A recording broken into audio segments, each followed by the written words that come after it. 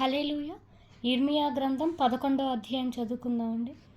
యెహోవా యొద్ద నుండి ఇర్మియాకు ప్రత్యక్షమైన వాక్కు.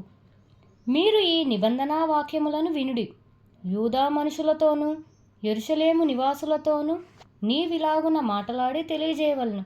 ఇశ్రాయేలు దేవుడైన యెహోవా సెలవిచ్చినదేమనగా, ఈ నిబంధనా వాక్యములను విననొల్లని వాడు శాపగ్రస్తుడగును.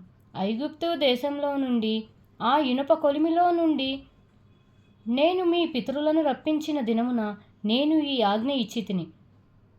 నేడున్నట్టుగా పాలు తేనెలు ప్రవహించు దేశమును మీ పితరులకిచ్చేదనని వారితో నేను చేసిన ప్రమాణమును నేను నెరవేర్చున్నట్లు మీరు నా వాక్యం విని నేను మీకు ఆజ్ఞాపించు విధులన్నిటిని బట్టి ఈ నిబంధనా వాక్యములను అనుసరించిన ఎడల మీరు నాకు జనులయ్యుందురు, నేను మీకు తోడైయుందును.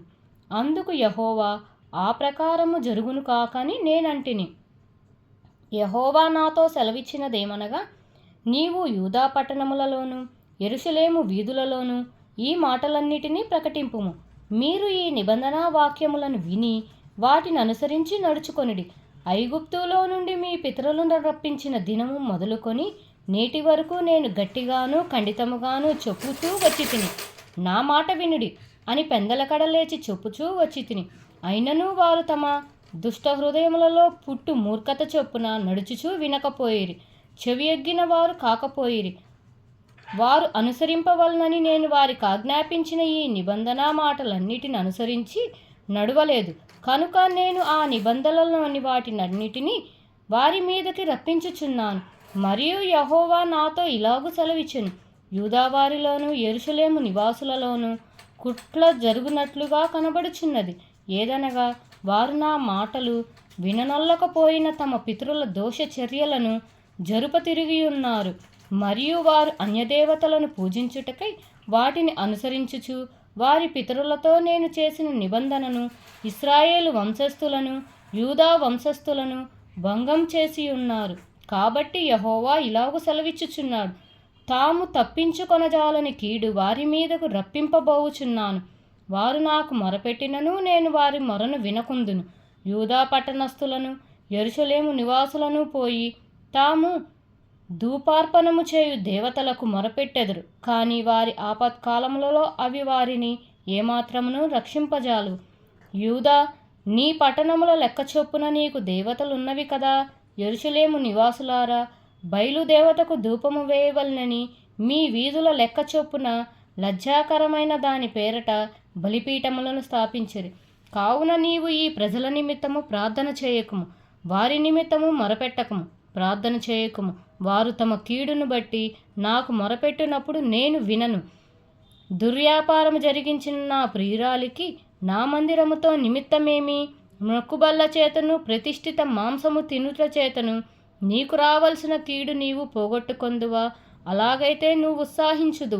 అది చక్కని ఫలము గల పచ్చని ఒలీవ చెట్టని యెహోవా నీకు పేరు పెట్టెను.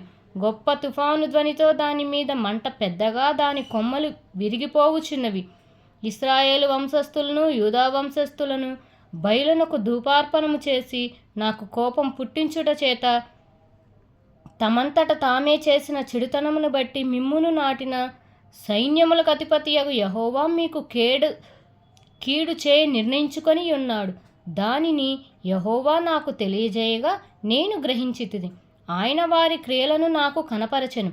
అయితే నేను వదకు తేబడుచుండు సాధువైన గొర్రె పిల్లవలే ఉంటిని. మనము చెట్టును దాని ఫలమును నశింపజేయుదము రండి. దాని పేరు ఇకను జ్ఞాపము చేయబడకపోవునట్లు బ్రతుకు వారిలో నుండకుండా వాని నిర్మూలము చేయుదమని రండని. వారు నా మీద చేసిన దురాలోచనలను నేను ఎరుగకయుంటిని. నీతిని బట్టి తీర్పు చీచుచు జ్ఞానేంద్రియములను హృదయమును శోధించువాడైన సైన్యములకు అధిపతియగు యెహోవాయే. యెహోవా, నా వ్యాజ్యభారము నీ మీదనే వేయుచున్నాను. వారికి నీవు చేయు ప్రతిదండనను నన్ను చూడనిమ్ము. కావున నీవు మా చేత చావకుండునట్లు యెహోవా నామమున ప్రవచింపకూడదని చెప్పు. అనాతోను వారిని గూర్చి యెహోవా ఇట్లని సెలవిచ్చుచున్నాడు, సైన్యములకు అధిపతియగు యెహోవా వారిని గూర్చి సెలవిచ్చినదేమనగా, నేను వారిని శిక్షింపబోచున్నాను. వారి యవనులు ఖడ్గము చేత చంపబడెదరు. వారి కుమారులను కుమార్తెలను క్షామం వలన చచ్చెదరు. వారి శేషమేమియూ లేకపోవును. నేను వారిని దర్శించు సంవత్సరమున ఆనాతోతు కీడును వారి మీదికి రప్పింతును.